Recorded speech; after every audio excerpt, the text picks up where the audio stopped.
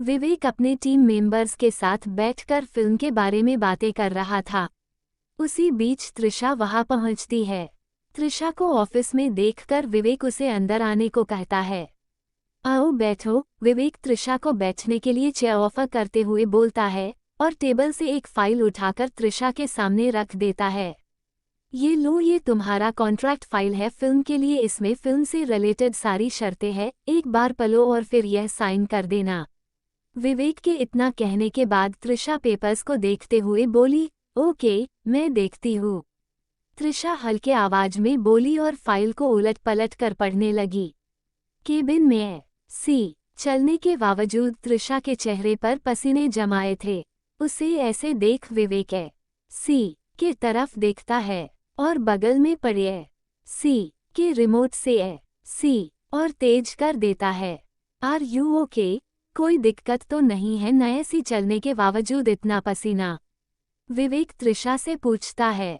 त्रिशा नमे सिर हिलाते हुए हकबकाती हुई बोली, नहीं नहीं, ऐसी कोई बात नहीं है, वो बस थोड़ा थकान हो गई थी और कुछ नहीं। विवेक टेबल पर रखी पानी का ग्लास त्रिशा के तरफ बढ़ा देता है। त्रिशा एक नज़र उसके तरफ देखी और फिर फाइल के दूसरे पन्ने को खोलकर पढ़ने लगी। काफी देर तक पढ़ने के बाद जब वो आखिरी में पहुंचती है तो उसके होश उड़ से गए। Degree all the scenes will be shot with the help of VFX, but there are some scenes which will have to be done in reality like kissing and some physical relations. ये पढ़ने के बाद वो file को side में घसकाते हुए पास में रखे पानी से भरे ग्लास उठाकर एक ही सांस में घटक गई। जल्दी में पानी पीने की वजह से उसका गला शरक गया, जिस वजह से वो खाने लगी। उसे खांसते देख विवेक उससे पूछता है, क्या हुआ, तुम ठीक तो हो ना? त्रिशा अपने सीने पर हाथ रखकर आराम से बोली, हाँ मैं ठीक हूँ। तभी विवेक पेपर्स के तरफ देखकर बोला, तो अब तुमने क्या सोचा है?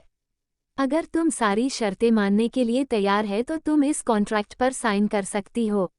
विवेक अपनी जगह से उठकर उसके तरफ बढ़ते हुए बोलता है, साथ ही अपने पॉकेट से कलम निकलकर उसके तरफ बढ़ा देता है और बोलता है, ये लो पेन, अगर तुम रेडी हो इस फिल्म को करने के लिए तो इस कॉन्ट्रैक्ट पर साइन कर दो। विवेक के इतना कहते ही त्रिशा घबराती हुई मन में ही खुद से बातें करने लगी।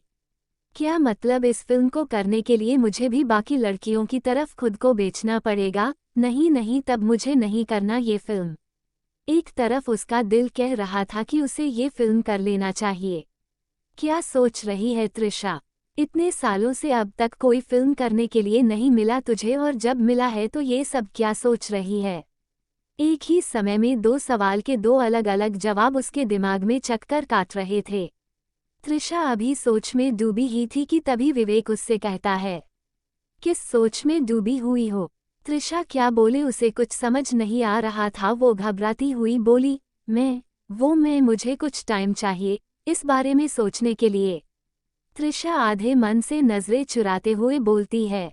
उसे ऐसे देख विवेक को पहले थोड़ा अजीब लगा, फिर वो बोला, जरूर, जितना टाइम लेना चाहो ले लो, पर मेरी एक बात याद रखना, ये मौका हर किसी को नहीं मिलता। इस रोल के लिए बहुत सी लड़कियां लाइन में लगी हुई है, तुम नहीं तो कोई और सही, मगर ये बात याद रखना, ऐसा मौका बार बार नहीं आता है। और वैसे भी ये कोई नॉर्मल फिल्म नहीं है, बड़े पर्दे पर आने वाली फिल्म है। अगर ये फिल्म तुम कर ली तो फिर पीछे मुड़कर दोबारा कभी नहीं देखोगी। उसकी बातें सुनने के बाद त्रिशा बोली, वो सब ठीक है, पर मुझे बस थोड़ा सा वक्त चाहिए, उसके बाद ही मैं कुछ कह पाऊंगी। त्रिशा की बात सुनकर विवेक बोला, मैं पहली बार ऐसी लड़की देख रहा हूँ जिसके सामने इतना बड़ा मौका है, फिर भी वो इतना सोच रही है। मुझे कहना तो नहीं चाहिए, पर फिल्म में काम पाने के लिए लड़कियां उस हद तक चली जाती है जो शायद कोई सोच भी नहीं सकता है। खैर तुम्हारी मर्जी, पर हाँ 2 से 3 दिन में तुम अपना डिसीजन बता देना, ताकि हम कोई और दूसरी एक्ट्रेस को इस फिल्म के लिए कास्ट करेंगे। विवेक की बात सुनकर त्रिशा उठकर खड़ी हो गई और बोली, ठीक है, थैंक्स, और वहां से चली गई। त्रिशा के जाते ही विवेक अर्जुन को कॉल करता है। हेलो यार अर्जुन, ये लड़की तो फिल्म करने से कतरा रही है। तभी फोन से एक कड़क आवाज आई, पर क्यों फिल्म में साइड रोल भी लेने के लिए लोग सालों साल प्रोडक्शन के चक्कर लगाते फिरते हैं। और इसके सामने ऑफर खुद चल कर आया है, तो ये ऐसा क्यों कर रही है?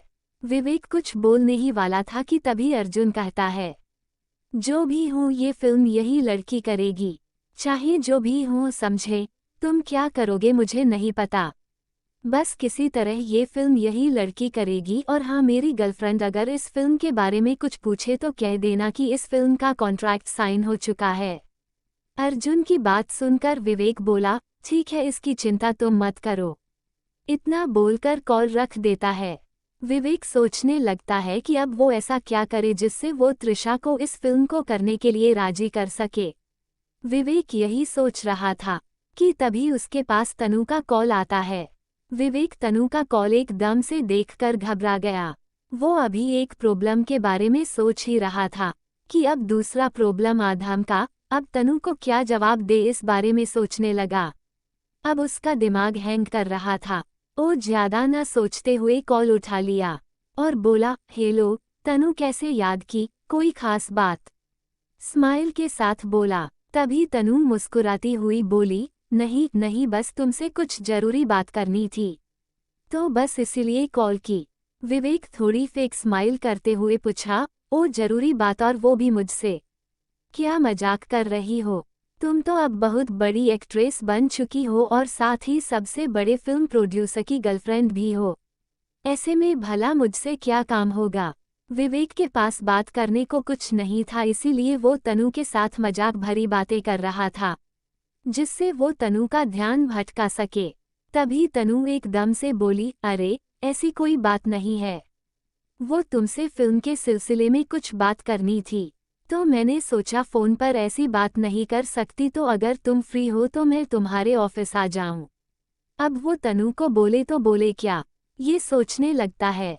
काफ़ी देर तक रिस्पॉन्स नहीं आने पर तनु पूछती है, क्या हुआ, फ्री हो? विवेक झट से बोलता है, हाँ हाँ, तुम ऑफिस ही आ जाओ, फिर आराम से बैठकर बात करते हैं।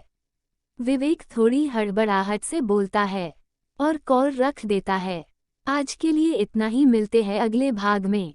मैं अपनी कहानी को फ्री एआई टूल से बनाया हूँ, जिस वजह से मेरी कहानी अच्छी नहीं बनती है। मुझे अच्छा आवाज़ खरीदने के लिए 900 रुपये की ज़रूरत है। इसीलिए आप सब से एक रिक्वेस्ट है, प्लीज़ आप सबसे जितना हो सके डोनेट करें, ताकि मैं अच्छा और बढ़िया आवाज़ में कहानी बना सकूं।